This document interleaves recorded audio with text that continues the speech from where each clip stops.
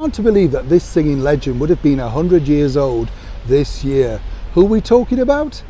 Hi, good morning, Neil Sean here in the very heart of London. Nice to see you. Go on, let's have a big wave. Yes, wherever you are in the world, let's wave to each other because, of course, waving makes us all feel a bit better, doesn't it? Sometimes that's my only exercise for the day. You know what it's like, you wake up with good intentions. You think to yourself, I'll go for a walk round the park, that sort of thing. You get up the road, you think, oh, I need to sit down, don't you? I know you're all like me, really, you're all sitting there, but oh no, Neil, we're ever so good, we've had our feng shui moment, probably a green smoothie.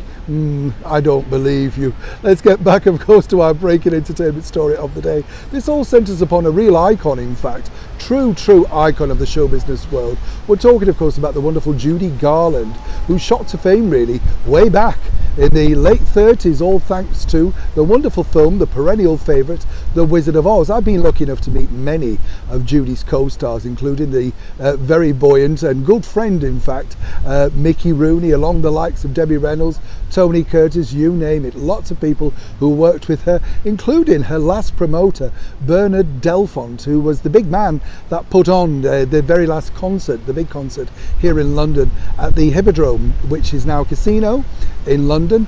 And of course it was the scene of, should we say, the basis of the movie Judy, which starred Renée Zellweger. Let me tell you, I might take you on a few of those scenes at some point and show you where they actually filmed it, because it wasn't all filmed in the theatre, they replicated it. And also a lot of the story's not true, because of course, as I say, I met the people that truly were there, that lived through it through that time. But I wanted to share this with you because her lovely daughter Lorna Luft, who I've met many occasions, interviewed numerous times, wonderful performer in her own right, and of course I've been lucky enough to meet the super talented Liza Minnelli. Well, they've clubbed together to bring out, for the very first time, in celebration of Judy Garland's 100th birthday, Judy, a Garland perfume. And apparently it's a unisex smell. I've smelled it, very nice indeed, not too pricey. And of course, basically they wanted to do something to commemorate their very special mother, who was known as Miss Show Business. She truly was a force of nature. For many people, of course, they remember The Wizard of Oz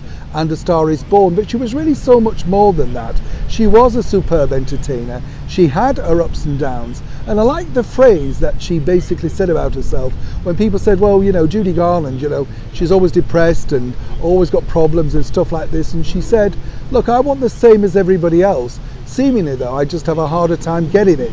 And I think really because of her fame starting so early, as Lorna said to me, the studios were brutal back then because Judy was simply a money-making machine, a pot of gold for MGM. And of course, sadly for her, when you are a pot of gold, they work you and work you very hard. So by the time, sadly, Judy was 47, she left us, living in some might say, shall we say, rather distinguished, less distinguished, should I say, circumstances. Strangely enough as well, the place, sadly, where she passed has now more or less been demolished, the Mews Flat. It's a shame, isn't it? I thought some sort of blue plaque should have been put on there because she was a superstar entertainer. But as Lorna said to me, it's nice to think that people will still go around saying her name, buying her perfume, and hopefully having something of an aroma of what Judy, as she claimed, would like to have smelt like, because it's all about fresh flowers and, a fresh, positive smell. And I know that's strange and she's not really trying to sell a perfume, but I really do believe that both daughters, who are such fun, I have to point out, really just wanted to keep her memory alive. As so many superstars, as we said before here on the show, somehow get forgotten by the next generations. I'm not sure really if Judy Garland will ever truly be forgotten, and that's all thanks to her wonderful vocal performances and of course more importantly the legacy of brilliant films, from the Andy Hardy films, The Wizard of Oz, right through of course to things that a lot of people may have forgotten, like a brilliant straight acting performance in Judgment at Nuremberg. Either way, let's all raise a glass to 100 years of the very brilliant Frances Gumm, otherwise known as Miss Show Business, Judy Garland. So Jack, lovely to finally meet you in the flesh. I've seen you many times in concert, and I have to say, very thrilled. I was watching this wonderful footage on the internet of you with the wonderful Judy Garland. Now, you're only a young boy here, and you're looking very debonair, and but very self-assured for somebody so young. you look very confident. Were you confident then, or was that an act? Because you come on that stage and it's brilliant, you know. But I'm thinking, you're young. This is a big star, and you know you do these duets, and you don't look at all. In fact, she looks more nervous than you. Was that the case? Well, that was her charm. Everybody always was on the edge of their chairs, hoping she'll hit that note. She drew us in with that, and I knew her pretty well over a period of time. She's a wonderful, wonderful woman, and the greatest audience. And if she was watching your show, she wouldn't take her eyes off you, and out of courtesy. Yeah. Frank was the same way. Sinatra. Yeah. Very courteous audience.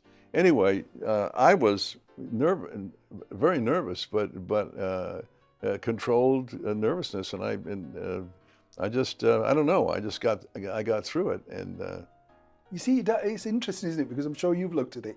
When you look back at yourself, you're only seeing your feelings and memories of that, and you come down those little stairs, and you've got your dinner suit on, impeccable, and you think. And I looked, and it said your age, and I thought, wow. I wasn't that confident at 20 odd, you know what I mean? I had an interview today, it's already been aired on the radio, and someone asked me, you're so cool. What is that coolness about you? And I said, conceit.